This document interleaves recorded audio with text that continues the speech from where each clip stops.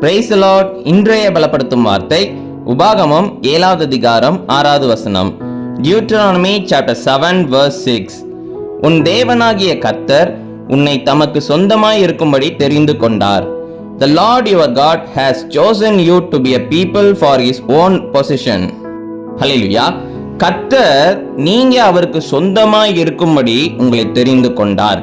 இந்த உலகத்துல உங்களுக்காக வாழாம, மற்ற மனுஷங்களுக்காக வாழாம, அவருக்காக நீங்க வாழணும்னு அவர் உங்களை தெரிந்து கொண்டிருக்கிறார்.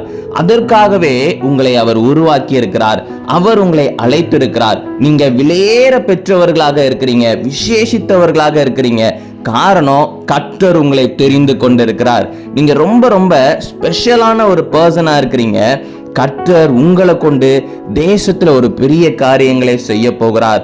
அவருக்காக பரிசுத்தமான ஒரு ஜனமாக நீங்க வாழ போறீங்க. அவருக்காக எழும்பி பிரகாசிக்கிற ஒரு நட்சத்திரத்தை போல நீங்க வாழ போறீங்க. அவருக்காக நீங்க பெரிய காரியங்களை செய்ய போறீங்க. கர்த்தர் உங்களை தெரிந்து கொண்டிருக்கிறார். உங்க மூலமாக தேசத்துல ஒரு எழுப்புதலின் அக்கினியை போட போகிறார். அவர் அதற்காக உங்களை தெரிந்து கொண்டிருக்கிறார். அவருடைய பிள்ளையாக நீங்க வாழணும்னு அவர் உங்களை தெரிந்து கொண்டிருக்கிறார். அப்போ அதை உணர்ந்து நீங்க ஒவ்வொரு நாளும் கர்த்தருக்காக வாழுங்க. கர்த்தர் எதற்காக உங்களை அழைத்திருக்கிறாரோ, எதற்காக உங்களை தெரிந்து கொண்டிருக்கிறாரோ, அதை உணர்ந்து அதை புரிந்து கொண்டு அவருக்காக வாழுங்க. நிச்சயம் தேசத்துல ஒரு பெரிய மாற்றத்தை கர்த்தர் உங்களை கொண்டு செய்ய போகிறார். நம்ம எல்லாரும் கண்களை மூடி ஜெபிக்கலாம். கர்த்தாவே ஏசப்பா, பிள்ளைங்களை நீங்க அழைத்திருக்கிறீங்க, தெரிந்து கொண்டிருக்கிறீங்க. பிள்ளைங்க மூலமாக பெரிய காரியங்கள் நீங்க செய்ய திட்டமிட்டு வைத்திருக்கிறீங்க. தகப்பனே ஏசப்பா, பிள்ளைங்களுடைய கரத்துல ஒப்பு கொடுத்து ஜெபிக்கிறேன்ப்பா.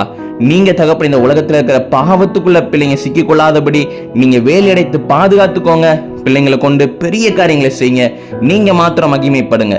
இயேசுவின் மூலம் ஜெபிக்கிறோம் எங்கள் ஜீவனுள்ள நல்ல பிதாவே. ஆமேன், ஆமேன், ஆமேன். கர்த்தர் உங்களை தெரிந்து கொண்டிருக்கிறார்.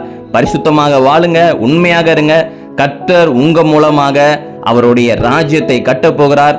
நிச்சயம் செய்வார். கர்த்தர் உங்களை ஆசீர்வதிப்பார். God bless you. Have a wonderful day.